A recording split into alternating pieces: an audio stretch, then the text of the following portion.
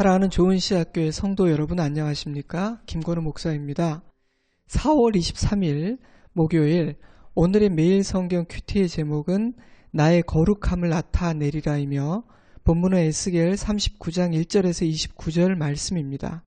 그중 일부를 발췌하여 읽어드리겠습니다.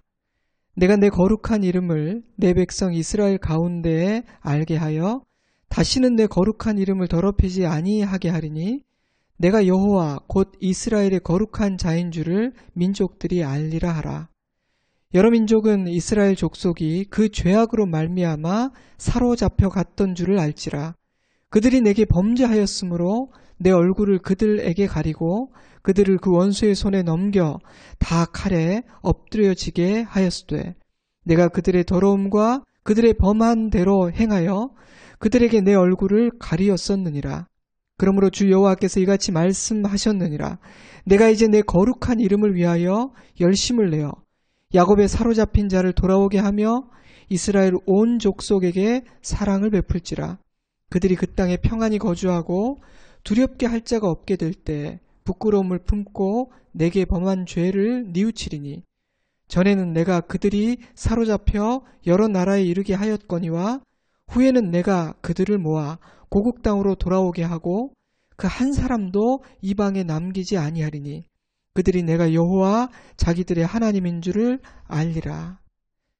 38장이 하나님의 백성들을 치기 위해 조직된 곡과 그 수와 동맹군들의 위협과 그들이 당할 심판에 초점이 맞추어져 있다면 39장은 곡에게 임할 심판의 양상이 보다 자세히 기술되고 있으며 하나님의 백성들이 누리게 될 놀라운 구원과 은혜에 초점이 맞추어져 있습니다. 첫째로 곡은 완전히 패배할 것입니다. 그는 다시 회복될 수 없다는 뜻입니다. 하나님은 곡의 왼손에 든 활과 오른손에 있는 화살을 쳐서 떨어뜨리신 후 이스라엘의 산에 쓰러뜨릴 것입니다. 그들의 시체는 들짐승의 먹이가 될 것이며 이스라엘은 그들의 무기를 모아 땔감으로 사용할 것입니다. 7회 동안이나 태울 분량이 된다는 말씀은 그들이 얼마나 많고 강한 군대였는지를 짐작하게 합니다. 그러나 그들은 하나님이 지키시고 위하여 싸워주시는 이스라엘을 이길 수 없었습니다. 이 말씀은 마지막 날에 사단이 일어나 곡의 세력을 동원하여 하나님을 대적하다가 결국은 유황불못에 던져지게 되는 사건, 즉 원수들의 최종적인 심판이 예언된 요한계시록 20장 7절에서 10절 말씀과 그 결을 같이 합니다. 하나님을 대적하는 세력은 하나님께서 사랑하여 보호하시는 하나님의 백성들을 결코 이길 수 없으며 주님께서 정하신 그날 최후의 심판을 받게 된다는 것입니다. 그러니 하나님과 함께라면 그 어떤 것도 두려워할 필요가 없습니다. 어차피 승부는 적의 강함과 약함 또는 나의 강함과 약함에 의해 갈리는 것이 아니니까요. 그러니 우리가 언제나 주목해야 하는 것은 내가 하나님의 편에 서 있는가, 내가 하나님과 함께 하고 있는가라는 사실입니다. 왜냐하면 막강하고 위협한 원수에 맞서 자기 백성을 지켜내실 수 있는 분은 하나님이시지 우리가 아니기 때문입니다. 둘째로 하나님은 되찾은 땅을 정결하게 하실 것입니다. 내 이름을 거룩하게 하고 다시는 더러워지지 않게 하겠다. 그 땅을 정결하게 하겠다. 내 백성들이 자신들이 저지른 일에 대해 부끄러워하고 뉘우치게 될 것이다. 모든 민족 앞에 나의 이름의 거룩함을 나타낼 것이다. 하나님의 거룩한 이름과 하나님의 거룩한 땅은 이스라엘의 범죄로 말미암아 또한 곡과 그의 수하들이 흘린 피로 말미암아 더럽혀졌습니다. 하나님은 그들이 더럽힌 자신의 이름과 자신의 땅을 정결하게 하시겠다고 선언하십니다. 거룩함의 회복, 이것은 구원의 중요한 목적입니다. 그러니 단지 승리를 목적으로 살아서는 안 됩니다. 거룩과 정결, 바로 그것이 우리의 궁극적인 목적이요 기도가 되어야 할 것입니다. 셋째로 이스라엘은 자신들의 죄로 인해 징계를 받을 수밖에 없었지만 하나님은 자신의 거룩한 이름을 위한 열심과 이스라엘을 향한 사랑으로 이스라엘을 구원하실 것이라는 사실입니다. 곡이 패배하고 이스라엘이 승리한다는 사실은 이스라엘이 무죄하다는 의미가 아닙니다. 하나님은 내 백성 이스라엘이 범죄하였기에 그들에게서 얼굴을 돌렸고 그것이 그들이 원수의 손에 넘겨진 이유라고 말씀하십니다. 이스라엘이 이방 나라의 포로가 되어 치욕을 당한 것은 하나님이 무능하시기 때문이 아니라 이스라엘의 죄악과 어리석음 때문이었다는 것이죠. 그 일을 허락하신 분은 하나님이셨습니다. 하나님이 허락하지 않으셨다면 그들은 이스라엘을 건드릴 수조차 없었을 겁니다. 그러니 이스라엘은 승리할 자격도 구원받을 자격도 없는 죄인들이었습니다. 그런 그들이 보호받고 구원받을 수 있었던 이유는 하나님의 선하심과 자비하심 때문이었습니다. 놀랍게도 하나님은 그런 이스라엘을 사랑하셨습니다. 솔직히 그 사랑의 이유는 알 길이 없습니다. 설명이 안 됩니다. 그러나 성경은 하나님께서 자기 백성들을 한없이 사랑하셨고 자기 이름을 위해 열심을 내셨으며 거룩한 질투와 맹렬한 진노로 원수로부터 이스라엘을 구원해 내셨다고 분명하게 선언합니다. 하지만 우리는 그러한 사랑이 이해되지 않고 설명할 수도 없습니다. 자격이 없는데 왜? 너무너무 악한데 왜? 라는 생각이 드는 것입니다. 그래서 우리는 하나님의 사랑을 온전하게 믿지 못합니다.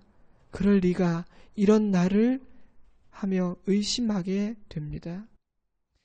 하지만 여러분, 사랑은 원래 그런 것입니다. 저는 사랑이란 원래 논리적으로 이성적으로 완벽하게 설명할 수 없는 그런 것이라고 생각합니다. 제가 아내와 딸을 아끼는 이유는 저에게 무엇인가를 해주었기 때문이 아닙니다. 제가 요구하는 어떤 조건을 만족시켰다거나 특별한 자격을 갖추었기 때문도 아닙니다. 그냥 제가 사랑합니다. 사랑은 원래 그런 겁니다. 그 이유를 설명할 수 있다면 사랑이 아닌지도 모르겠습니다. 그러니 불완전한 인간의 사랑조차도 설명하거나 이해하기 어려운데 하나님의 완전한 사랑을 어찌 우리가 이해하고 설명할 수 있겠습니까? 그러니 우리는 그저 내가 너를 이렇게 사랑한다 하시는 하나님의 말씀을 믿는 것이 좋습니다. 그 사랑은 마음을 열고 받아들이는 자만이 경험하고 알 수 있습니다. 하나님은 우리가 그 크신 하나님의 사랑을 믿고 받아들여 그 사랑 안에 살기를 간절히 바라십니다. 내가 이제 내 거룩한 이름을 위하여 열심을 내어 야곱의 사로잡힌 자를 돌아오게 하며 이스라엘 온 족속에게 사랑을 베풀지라.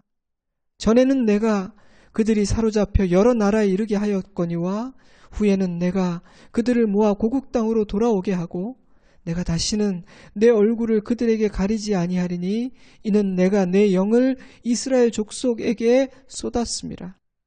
하나님은 마지못해 이스라엘을 구원해 주기는 하시지만 보기 싫으니 저기가 있어라. 이 이상은 기대하지도 요구하지도 마라. 말씀하지 않으십니다. 여러분 생각해 보세요. 자식이 큰 죄를 지어 벌을 받고 집에서 쫓겨나야 했습니다. 그런데 집을 나가 비참한 생활을 하는 자식을 보니 너무너무 불쌍해서 다시 집으로 데리고 들어옵니다. 하지만 용서가 되지는 않아 따뜻하게 바라보아 주지 않을 뿐 아니라 말도 섞지 않습니다. 집안은 항상 냉랭합니다. 그것이 구원이요 회복이라 할 수 있겠습니까? 그러나 하나님께서 이스라엘에게 허락하실 구원은 그런 것이 아니었습니다. 전에는 포로되게 하였지만 이제는 돌아오게 하겠다. 전에는 내 얼굴을 가리웠지만 이제 다시는 내 얼굴을 가리지 않겠다. 내가 너희를 불쌍히 여기고 사랑을 베풀겠다. 이스라엘은 내가 허락한 땅에서 평안히 거할 것이고 아무도 건드리지 못할 것이다. 내가 내 영을 이스라엘 족속에게 쏟아 부을 것이다. 그리하므로 내가 이스라엘의 하나님임을 만천하에 알게 할 것이다. 하나님은 범죄한 이스라엘을 용서하실 뿐 아니라 만천하에 이들은 내 사랑하는 백성이니 이제 함부로 건드리지 마라 선포하실 것입니다. 그리고 그들과 영원히 함께 하실 것입니다. 이스라엘의 구원과 회복은 이런 것입니다. 하나님의 사랑은 넓고 깊으며 변하지 않습니다.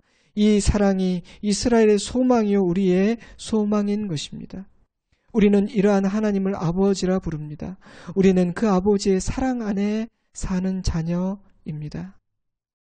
이 시간 잠시 주신 말씀을 묵상하며 주님 주시는 음성 듣는 시간 가지시기 바랍니다.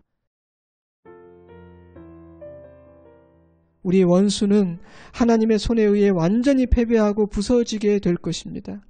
하나님은 우리를 거룩하고 정결하게 씻으실 것입니다.